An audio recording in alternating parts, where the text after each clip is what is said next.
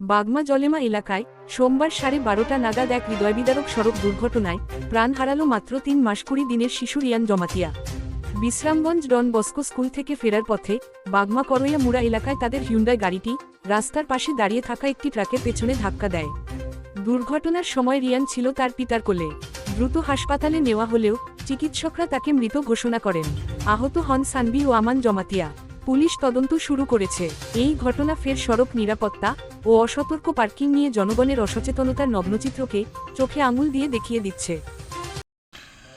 আজকে বেলা প্রায় 12:30টার দিকে আমরা বাগমা আউটপোস্টে কাজ করতেছি, এমন সময় একটা খবর পেয়েছি একটা গাড়ি অ্যাক্সিডেন্ট হয়েছে ওই বাগমার লাস্ট সীমানাতে, এই রাবার বাগানের কাছে কোরিয়া মোড়ার এরিয়া।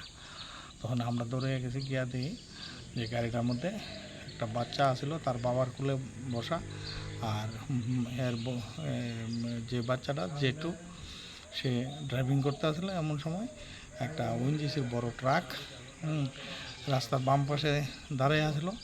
তখন ওই ছোটো হুন্ডাই গাড়িটা প্রাইভেট কারটা নেওয়া ওই ট্রাকটার পেছনে লাগাই দিয়েছে। এতে ওই ছোটো বাচ্চাটা 3 মাস 3.5 মাসের বাচ্চা, ছেলে বাচ্চা, ওইটা মারা গেছে। এরপরে হসপিটাল নিয়ে আনছে পাবলিক ভেহিকেলে।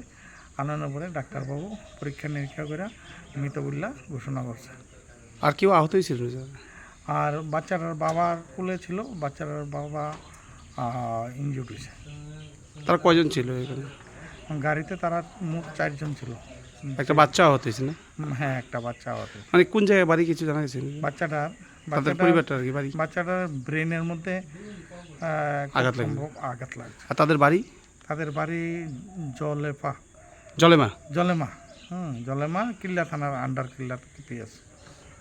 ও এখন কি গাড়ি দুটোটাকে আপনারা থানাতে সিজ করে রাখা হয়েছে?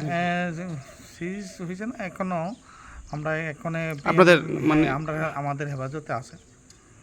আর যে বাচ্চাটা মারা গেছে এর নামটা জানা গেছে? এর নাম জানা গেছে, তার নাম রইল নামটা রিয়ান জমাতিয়া। বাবার নাম? বাবার নাম হলো আমান জমাতিয়া। এখন কি এটা ময়নাতদন্ত হচ্ছে নাকি? এখন ময়নাতদন্ত হচ্ছে।